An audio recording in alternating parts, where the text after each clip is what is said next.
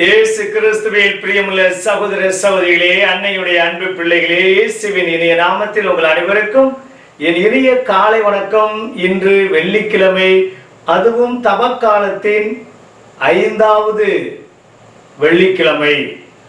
பிரியமான சகோதர சகோதரிகளே, இன்றைய நாள் இனிய நாளாக ஆஸ்வதிக்கப்பட்ட நாளாக அமையட்டும். நீங்க எல்லாரும் நல்லா இருக்கணும். இந்த நாளில் நீங்க மேற்கொள்ளக்கூடிய எல்லா தவ முயற்சிகளையும் சிறப்பான விதத்தில் இன்று தவக்காலத்தின் 30ஆம் நாள். இந்த 30ஆம் நாளிலே நீங்க மேற்கொள்ளக்கூடிய தவ முயற்சிகள் ஜெபமாக இருக்கலாம், உண்ணால் நோன்பாக இருக்கலாம், தான தர்மமாக இருக்கலாம், அல்லது பலதரப்பட்ட தவ முயற்சிகளாக இருக்கலாம். அத்தனையும் ஆண்டவர் உடனிருந்து ஆசீர்வதிக்கின்றார். இன்று மாதத்துடைய முதல் வெள்ளிக்கிழமையும் கூட. இந்த வெள்ளிக்கிழமை திருதி ஆண்டவருடைய பாதத்தில் நம்மை ஒப்பு கொடுப்போம். இதுவும் மனித மாண்பை காக்க வேண்டும் என்பதே இந்த நாளுடைய நற்செய்தியின் ரத்தன சுருக்கம். மனித நேயத்தை பற்றி பேசுவதற்காக ஒரு பெரிய பேச்சாளர் ஒரு கூட்டத்திற்கு அழைக்கப்பட்டார். அவர் பேசத் தொடங்கினார். பேசிக்கொண்டிருக்கின்ற போது தன்னிடம் இருந்த ஒரு 100 ரூபாய் நோட்டை எடுத்து அவர் இது யாருக்கு வேண்டும் என்று கேட்டார். எத்தனையோ நபர்கள் எனக்கு வேண்டும் எனக்கு வேண்டும் என்று கூட்டத்தில் இருந்து சத்தம் வந்தது.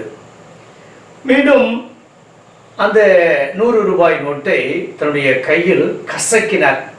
கசக்கிய பிறகும் எடுத்து கூட்டத்தில் காமித்து இது யாருக்கு வேண்டும் என்று கேட்க, மீண்டும் எத்தனையோ குரல்கள் கரங்களை உயர்த்தி எனக்கு வேண்டும் எனக்கு வேண்டும் என்று கத்தினார்கள். மூன்றாவதாக அந்த பேச்சாளர் தன்னுடைய காலில் மிதித்து அந்த 100 ரூபாய் நோட்டை எடுத்து மக்கள்கிட்ட காமித்து இது யாருக்கு வேண்டும் என்று கேட்டார்.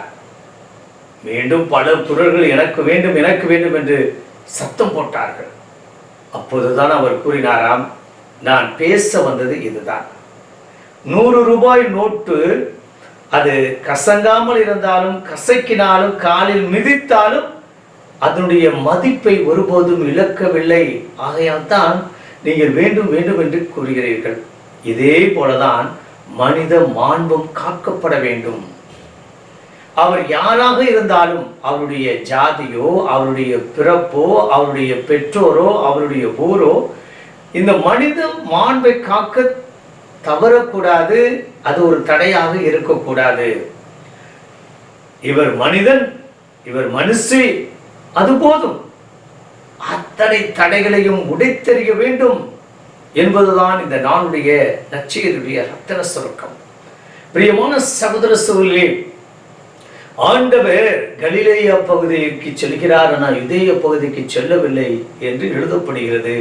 ஏனென்றால் இதோ பரிசேரும் சதுசேரும் மூப்பர்களும் அறிஞர்களும் இயேசுவை கொல்ல வழி தேடிக் கொண்டிருந்தார்கள்.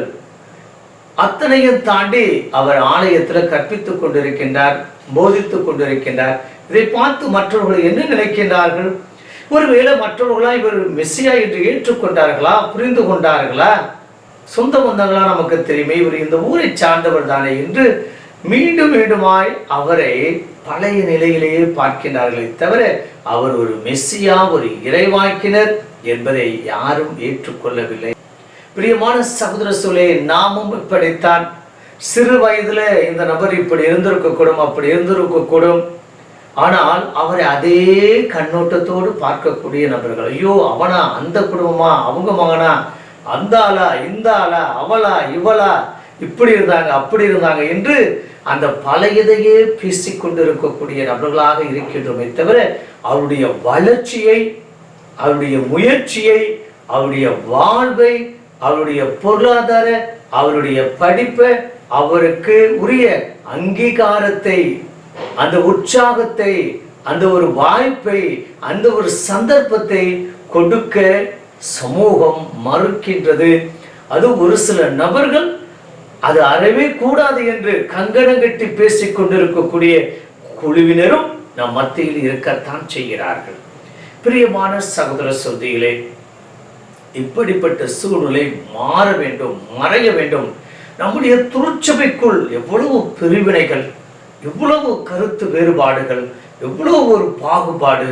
இவை அத்தனையும் எப்போது மறையும்? நாம் ஒருவர் மட்டும்தான் அந்த மாற்றத்தை கொண்டு வர முடியும். பிரியமான சகோதர சகோதரிகளே, ஆண்டவருக்கு ஏற்பட்டதுதான் இன்று எத்தனையோ நபருக்கு மறைமுகமாக ஏற்படுகின்றது. ஊரை வைத்து, அந்த நபருடைய சொந்த பந்தங்களை வைத்து, அல்லது அவர் எந்த பகுதியை சார்ந்தவர் என்று, அல்லது யார் எப்படிப்பட்டவர் என்பதை அவருடைய பின்புலத்தை வைத்தே பேசுவதும் மரியாதை செலுத்துவதும், அல்லது தனக்குரியவர் தன்னுடைய சொந்தக்காரர் தன்னுடைய ஜாதிக்காரர் தப்பு செய்தால் அதை கண்டுகொள்ளாத சமூகமும் உண்டு.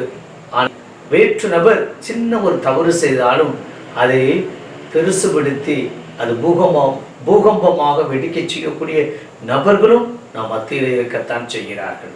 பிரியமான சகோதர சகோதரிகளே, மனவாடு எதையும் செய்யலாம். ஆனால் மற்றவர்கள் அப்படி இருக்கணும், இப்படி இருக்கணும், அதுவா இதுவா என்று தத்துவம் பேசக்கூடிய நபர்களும் நம் மத்தியில் இருக்கத்தான் செய்கிறார்கள். ஆண்டவர் இப்படி இருக்காதீர்கள், மனித நேயத்தோடு பாருங்கள், அத்தனை பேரும் மனிதர்கள் தானே என்ற அந்த உரிமையோடு வாழ இந்த வெள்ளிக்கிழமை, 5வது வெள்ளிக்கிழமை நமக்கு அழைப்பு விடுக்கின்றது. இணைந்து ஜெபிப்போமா?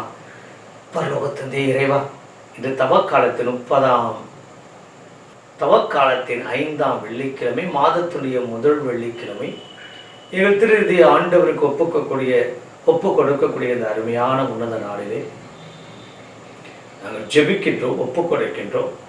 குடும்பத்தை, எங்களுடைய தொழிலை, எங்களுடைய சமூக பின்னணியை மற்றும் மனிதனை மனிதனாக மதிக்க வேண்டும் என்ற உடைய வார்த்தை உண்மையும் அப்படித்தான் வேறுபடுத்தி பார்த்தார்கள். ஒரே சமூகமாக இருந்தால் இந்த ஊரை சார்ந்தவர் தானே, இவருடைய பெற்றோர் இவர்கள் தானே, இவருடைய சகோதர சகோதரர்கள் இவர்கள் தானே என்றெல்லாம் கூட தரைக்குறைவாக எண்ணிய காலங்களும் உண்டு, நேரங்களும் உண்டு, மனிதர்களும் உண்டு.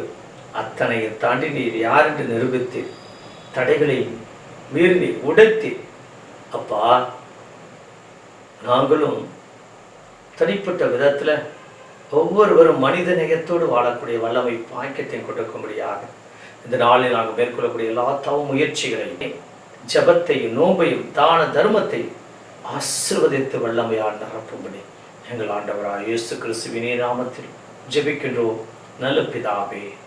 ஆமென்.